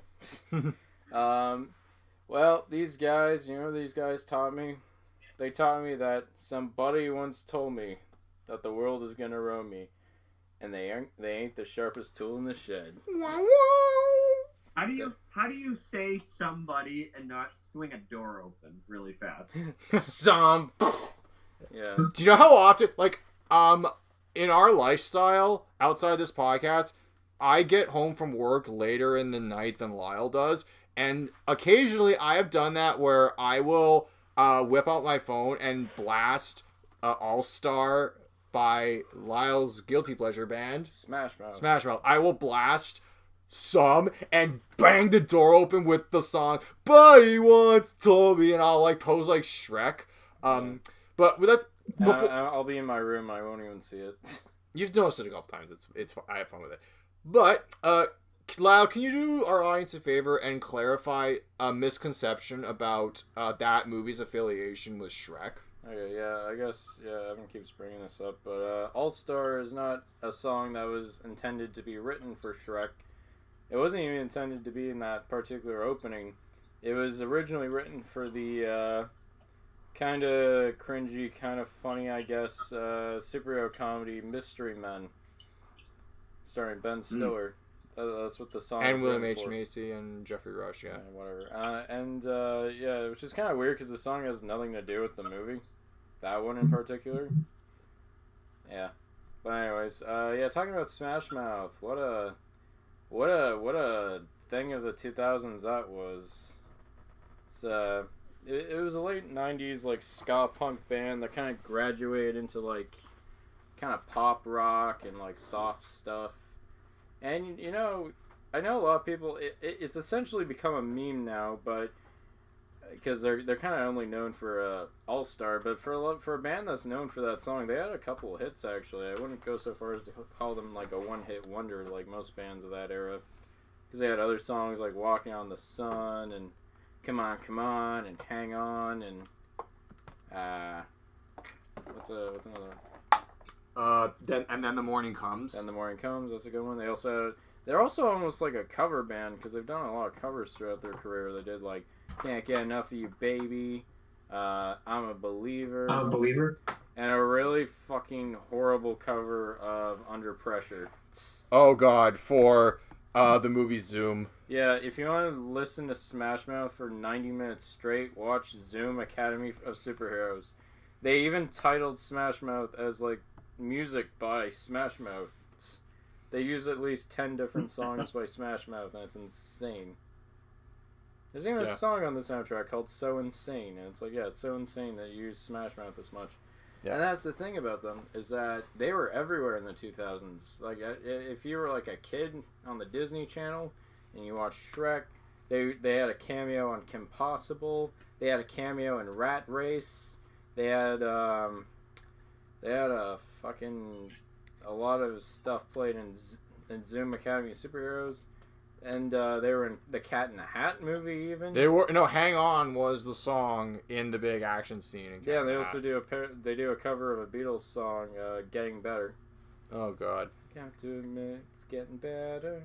The lead singer he's not a very emotive singer, Steve Harwell. Yeah, I feel kind of bad. I actually just recently found this out, but in like 2001, his 6-month-year-old son. Not 6-month-year-old. His son of 6 months actually passed away of leukemia in 2001. Oh, that sucks. And that was like during the height of their popularity, so that was too bad. Right. Yeah. But yeah, if you want to, like, I wouldn't say Smash Mouth is, like, a one-trick pony. Like, if you want to, like, get into their earlier stuff, they actually had a pretty good catalog. Fushu Mang is actually a pretty good album, their debut. Yeah, what else can I say? I just feel like they kind of burnt themselves out after a while because they were just everywhere. I think it's one of the few bands where, like, their overexposure was, like, their biggest weakness. I think I know why. You know why? I have a buddy of mine who describes the early 2000s as that small era where the 90s was dying.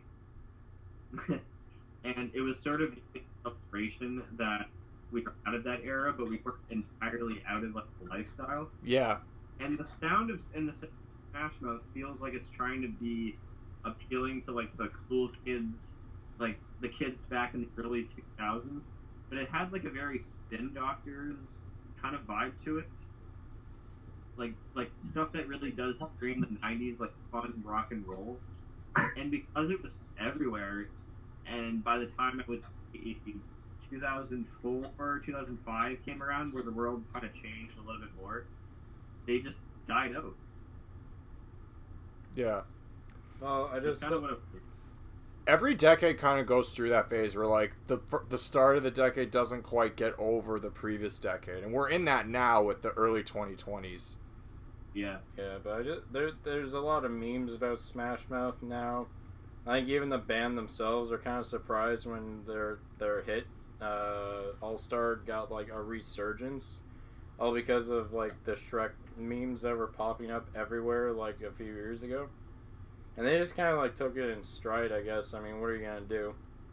And then there's, like, they made, like, Twitter posts like, fuck you, Shrek, we were going to be the next Beatles. Is that a real post from Smash Mouth? Yeah. It is? Wow. Yeah. And then, Steve Harwell was, like, constantly getting... He always gets drunk on, like, live shows. And there's one instance where, like, a fan threw, like, an entire loaf of bread at him during a show, and then there's all these comments on, yo, this band is breaded, or something like that. Like, yeah, they just keep posting bread in all the comments. Yeah. Yeah, and then there's, like, videos where they'll take the entire song and just mix it out so it's just Steve Harwell's voice to kind of show how limited he is as a singer.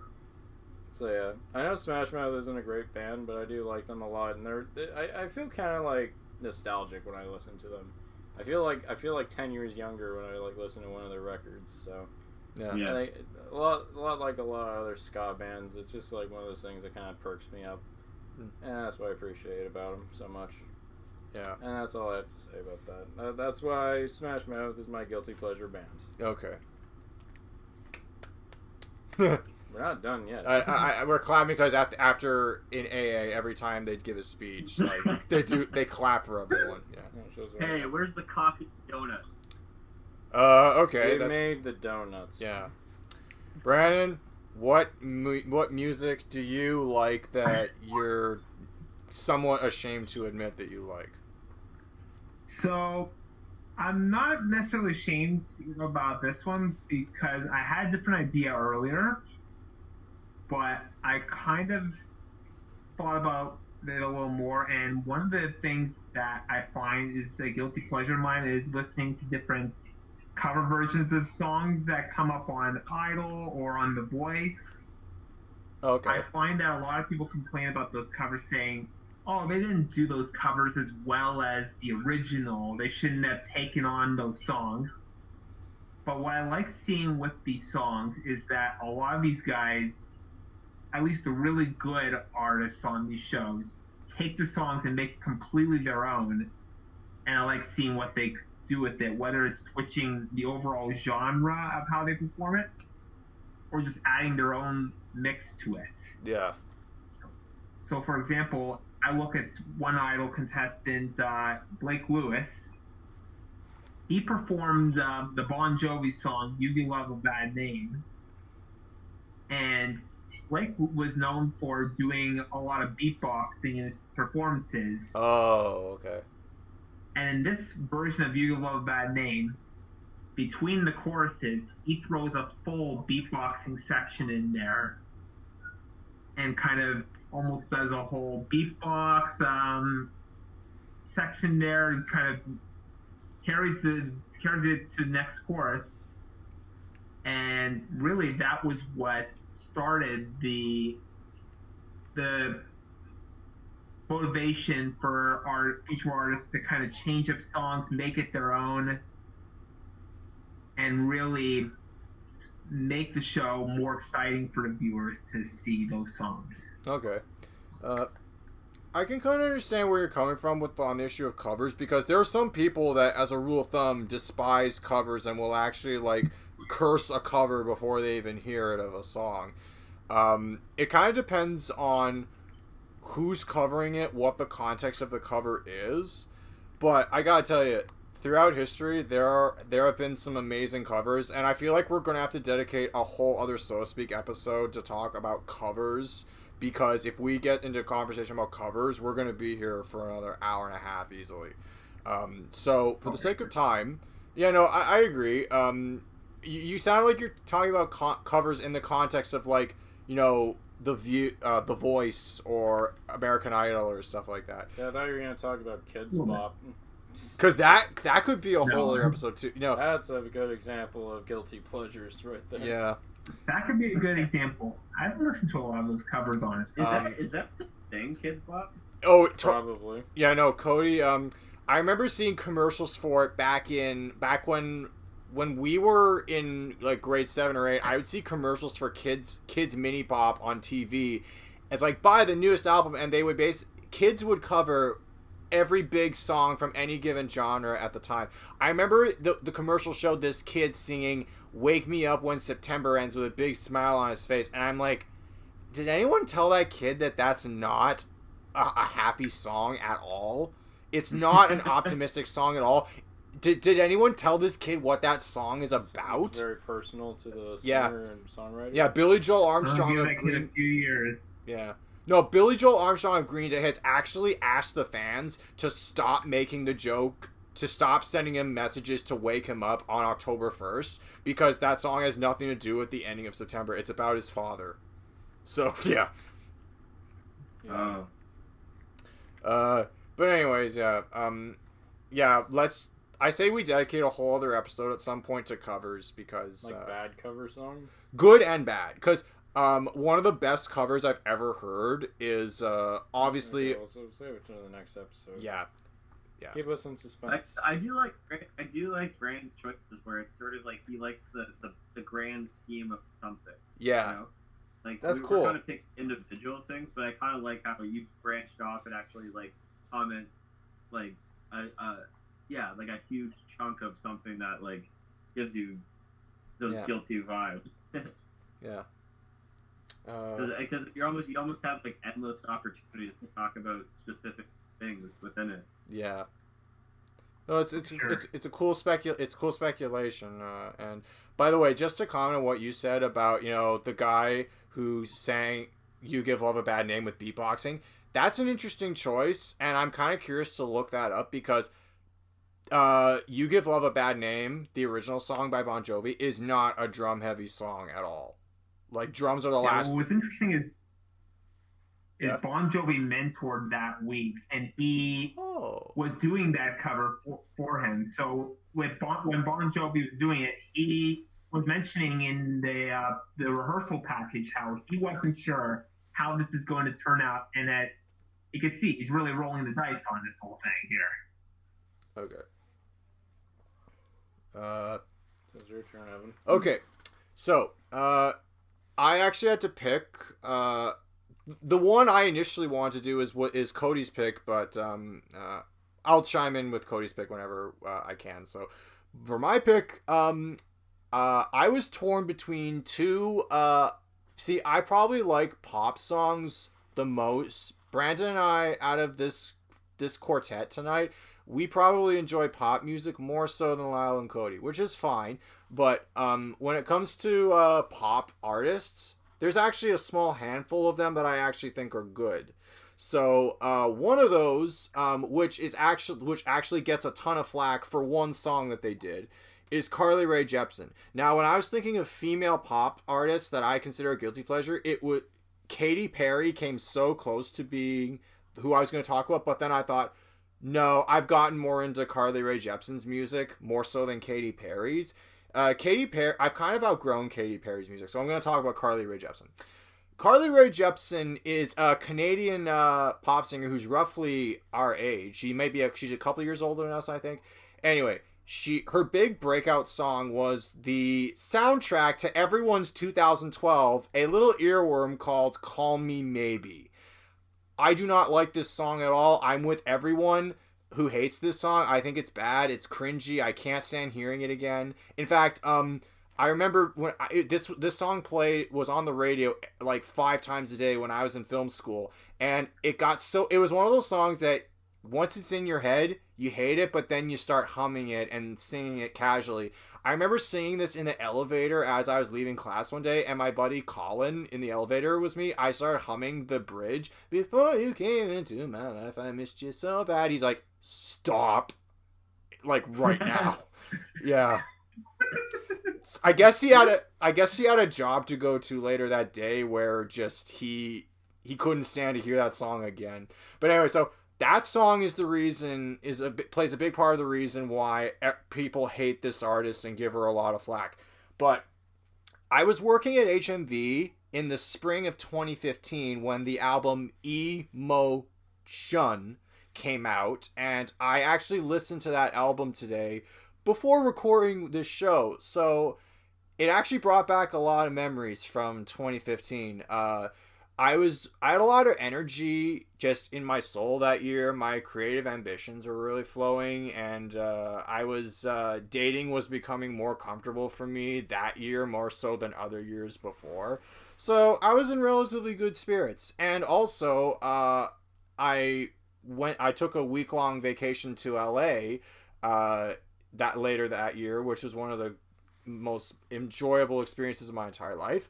And there is a song about LA on that album. So basically, even with Carly Rae Jepsen's career expanding, she's still not the most liked artist ever. In fact, I remember seeing a friend of mine went to a concert of hers in Toronto, and he bought a shirt that said Boy Problems on it, because Boy Problems is the name of one of the songs. And I was thinking to myself, yeah, people are going to look at you and think, oh, look, there you've got the I'm a male feminist starter pack, which is cool. I mean, I'm kind of a feminist myself, but yeah, no, like Carly Rae Jepsen sadly still gets flack, but I don't know.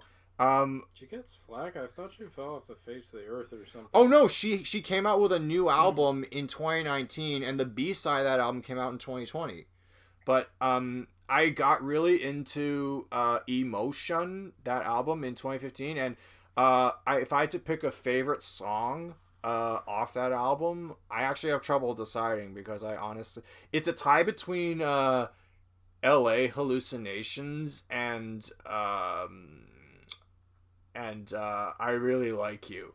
Now, I Really Like You is an earworm similar to Call Me Maybe. It's even got that cringy kind of beat to it. And the chorus will be burned into your head and you can't get it out. But I can't help but consider this song a guilty pleasure of mine because, for one reason, I was first exposed to it when I saw Tom Hanks make the music video, where this whole song is just the whole music video is Tom Hanks lip syncing Carly Rae Jepsen's song. It's so adorable. It's so funny. But yeah. So yeah, that's all I have to say. Carly Rae Jepsen is a guilty pleasure of mine.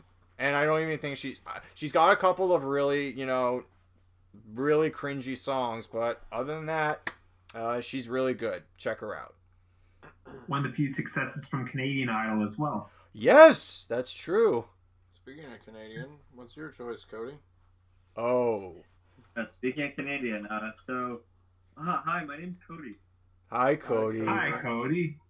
And I'm somebody who never made it as a wise man. Boo! Oh, no! Get the fuck out and don't come back! You are barred! knocked over your toys with your scream. This is how you remind me of what I really... Nickelback. AKA the one I wanted to do, but we'll let you talk. Oh, boy, are we in for a fucking treat with Nickelback. Well, yeah, the notoriously most divisive, but also mostly hated band of all time. Are they? Not always.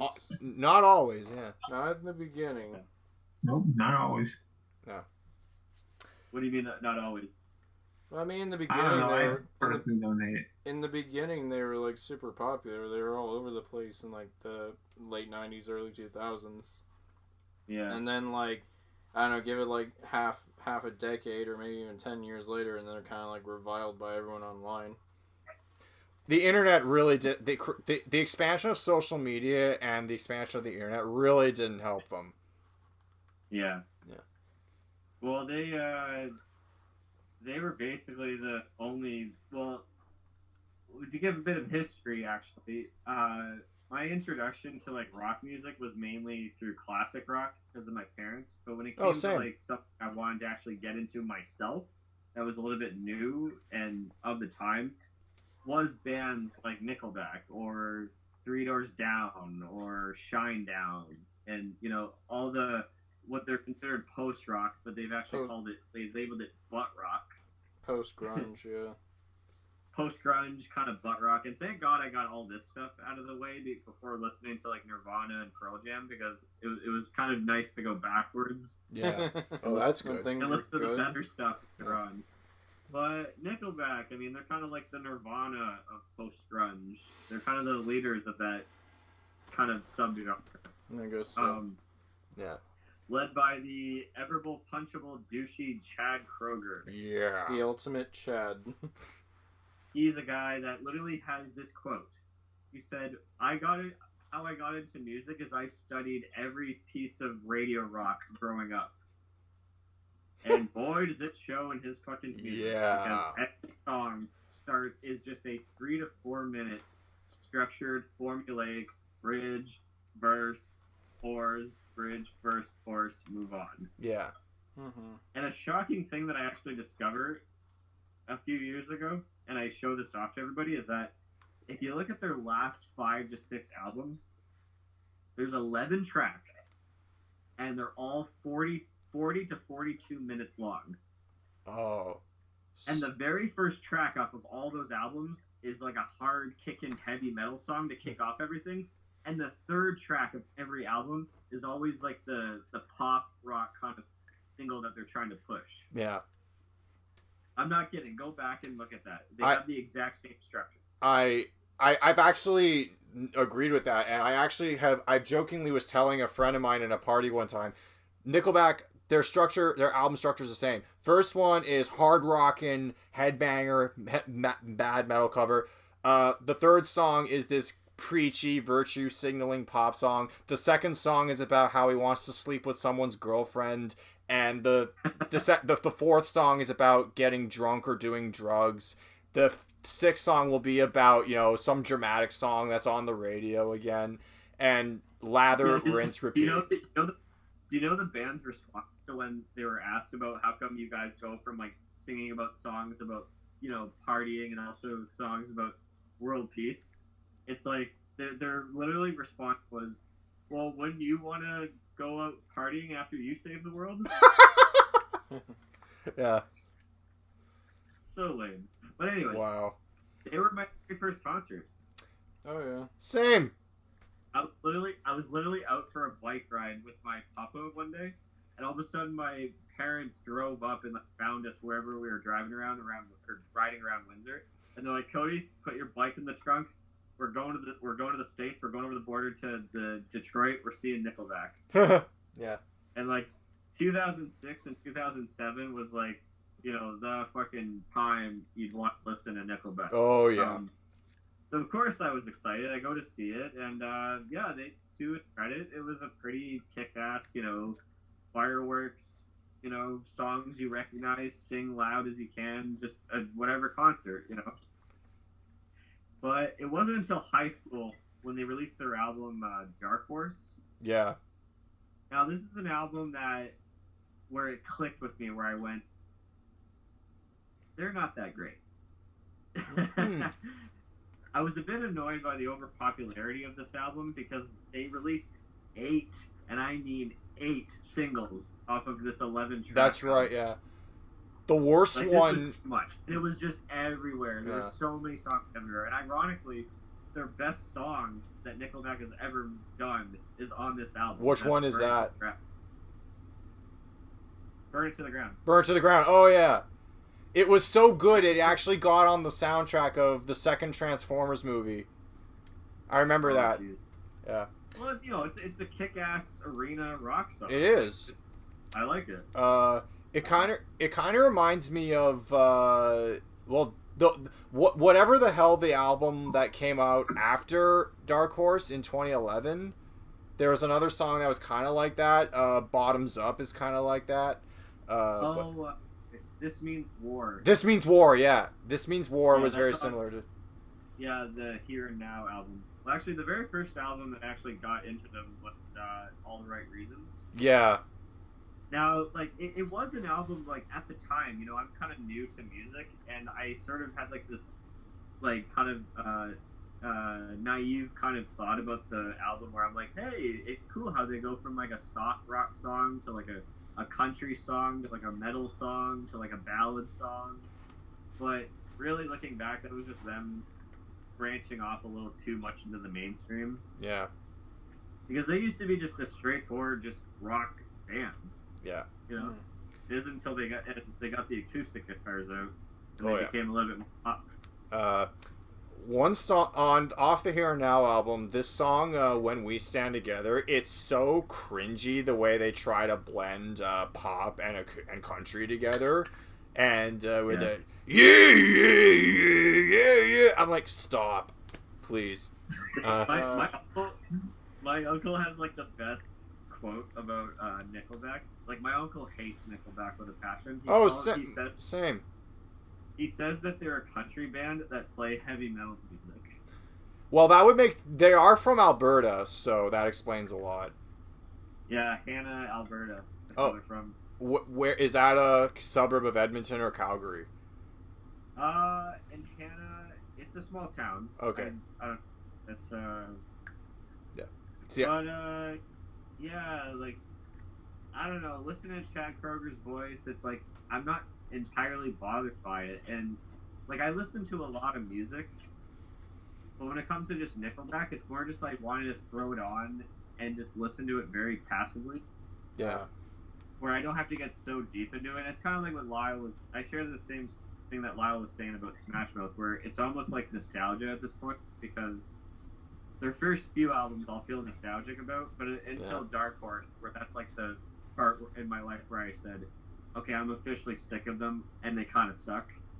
Yeah. Every album that kind of came out afterwards, I would just more listen to it out of just curiosity and just more like, oh, isn't it adorable? I'm going to listen to a Nickelback album. You know? Yeah. But the irony is that their latest album, Feed the Machine, might be their best album that they've ever made. Oh, seriously? Because I find that they're taking themselves less seriously this time around, and they have the heaviest song that they've ever done, called The Betrayal. Oh, I'm intrigued. It's pretty fucking heavy. Wow. It's kind of funny. It's called The Betrayal Act 3, but then their very last track, they actually have like this acoustic instrumental called the Betrayal Act 1. Are you serious? Yeah, wow, they actually made an album this time. What's that? They actually made an album this time. What? Yeah, well, my first thought was, aw, that's adorable. They're trying to be like Metallica. Oh. But I found it, hey, you know, like, I know that Chad Kroger said that he was going through, he had like a big surgical operation. He had like a cyst right in his throat. Yeah. Oh, jeez. And they were like debating whether or not he was actually going to like retain his voice and his voice box was going to come back. But they basically made Feed the Machine as just like a, let's just celebrate that Chad's cool and, you know, and everything. So the fact that they took themselves less seriously, I don't know, it kind of shined through a bit. And the title track, "Feed the Machine," is actually a pretty decent song itself too. Okay. Okay. So I don't know. I'd say if you guys probably don't listen to Nickelback, but if you wanted to say like, hey, that wasn't half decent, maybe give their like one a little spin. Okay. Now, Cody, have you seen the video where they're playing in Portugal and someone flings a rock past Chad Kroger's head? Yes. So what's funny is his excuse about that was he said that they accidentally got signed on to premiere at this this heavy metal rock slash metal festival, and he basically said, well, if I was at a slash festival and Nickelback came on stage, I would throw rocks at Nickelback. They were opening for the Bay City Rollers, apparently. What's that? I heard someone told me that they were opening for the Bay City Rollers that night.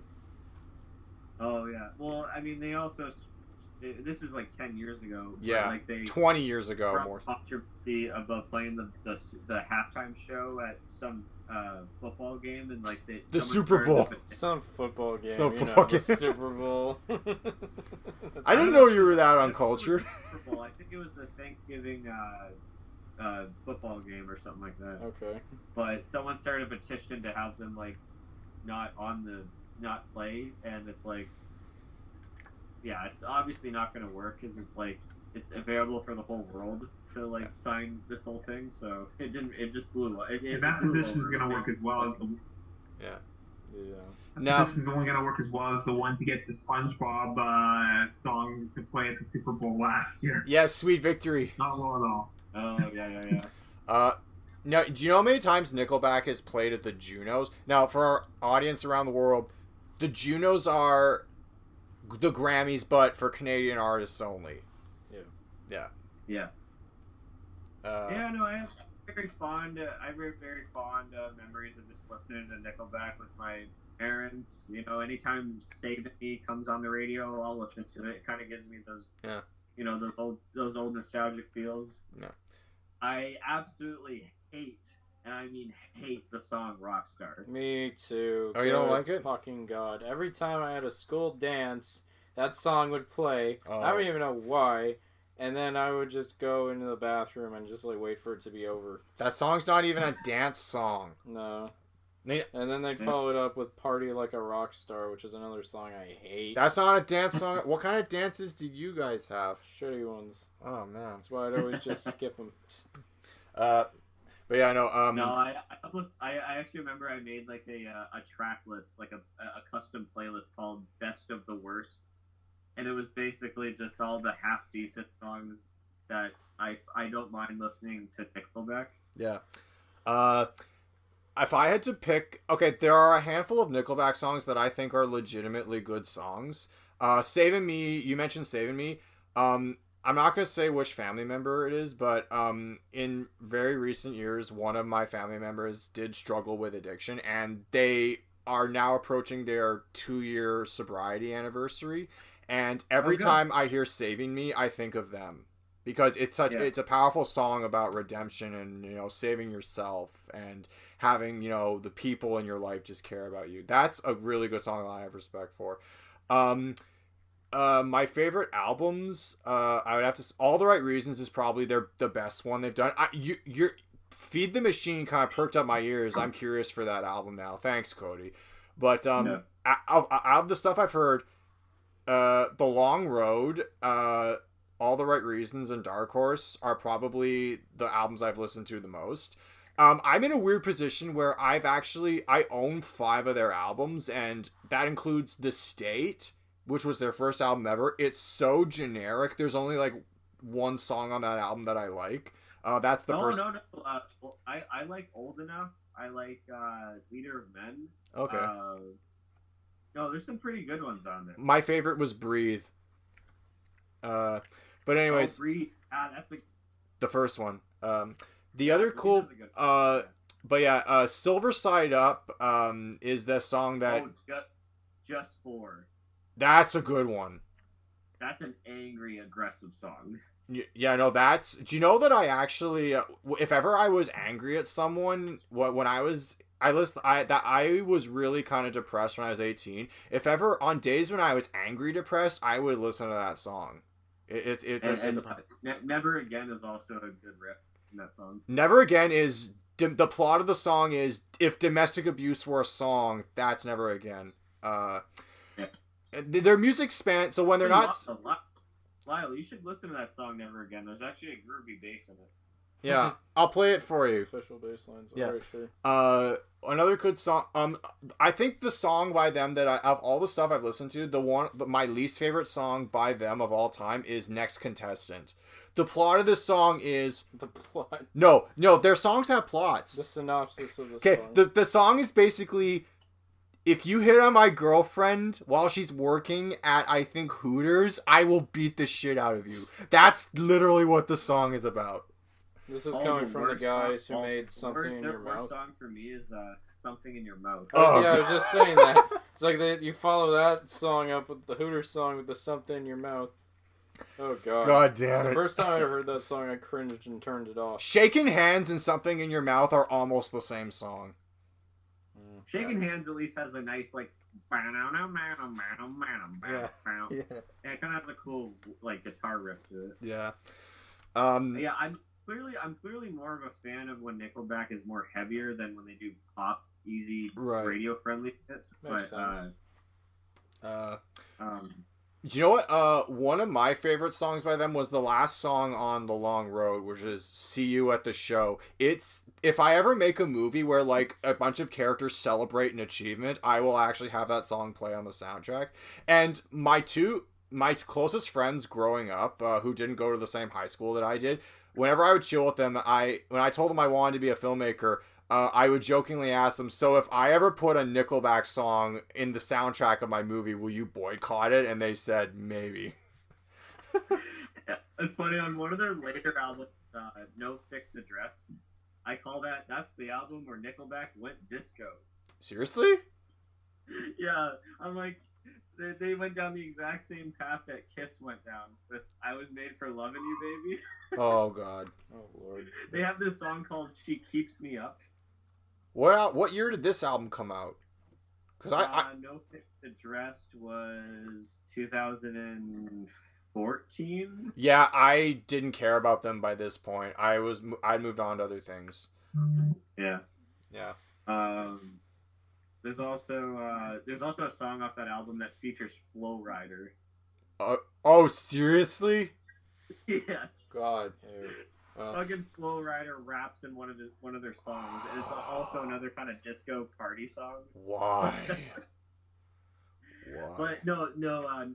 Feed the Machine they kind of go back to their roots a bit. Okay. The heavier mind stuff, and even the pop stuff. It's not as like specific or as corny as all their mainstream ones. Yeah. So Okay. I don't know. There's some hope for this band. Good. I gotta tell a story. It's actually, Lyle, you'll have to help me out here, because one of the first times I ever saw the first band Lyle was ever in, the drummer of that band, outside, me and I guess a bunch of us, Brandon, I don't know if you were there or not, but we were talking about Nickelback. Yeah, he was the door guy. Oh, that's right. Yeah, Brandon. Yeah, you were the door guy. Checking people. We were talking about, there was a conversation that got started about Nickelback, and then right before the conversation was about to steer into how bad they were, Brent steered it away and said, with all due respect, people don't, in Canada, they're very hated, but in the United States, they're actually, people flock to their concerts sell out when they play in the United States, more so than in Canada. But it appeals more to Americans than it does to Canadians. But they're critically successful, so much so that they can keep producing music. In fact, and I remember Brent was very wise for saying that. It's like, so think about that next time you think about like why you hate them. And then I even remember Deadpool chimed in on the whole why does everyone hate Nickelback too. Yeah. When was that? So Cody, can you explain this? You could probably explain. I think it was just a trailer for that Once Upon a Deadpool thing where Fred Savage was in the bed and he starts like ripping on Nickelback, and Deadpool just like literally defends Nickelback. Yeah. Like verbatim. Yeah. Yeah. It's like a minute long, the whole thing. It's pretty funny. Yeah. I must not have seen that one. Yeah. I'll play it. It's a good one. But yes, to wrap this up, I am guilty to say that Nickelback is a pleasure. Same here. Just like your uncle, my uncle in my family was the supreme authority on hatred for Nickelback, but he's come around in recent years saying that he will admit that some of their songs are good, and I agree with him. I hate a lot. There's hope in these men. Yeah, there is. Yeah. Okay, so So I guess it's safe to say we're all guilty. we're all guilty. And we can all go fuck We're all ourselves. guilty. Yeah. Anyways, so I hope you guys enjoyed this show. It was fun. We will be back with more shenanigans, all in due time. Yeah, have a good night, everyone. Good night, America and Canada and the world. Peace. So every other country doesn't get a shout out, just the U.S. and Canada? You motherfucking North American. Well, you're gonna make me be inclusive. You didn't even mention Mexico. Okay, adios, Mexico. Adios, Brazil. Sayonara, Japan.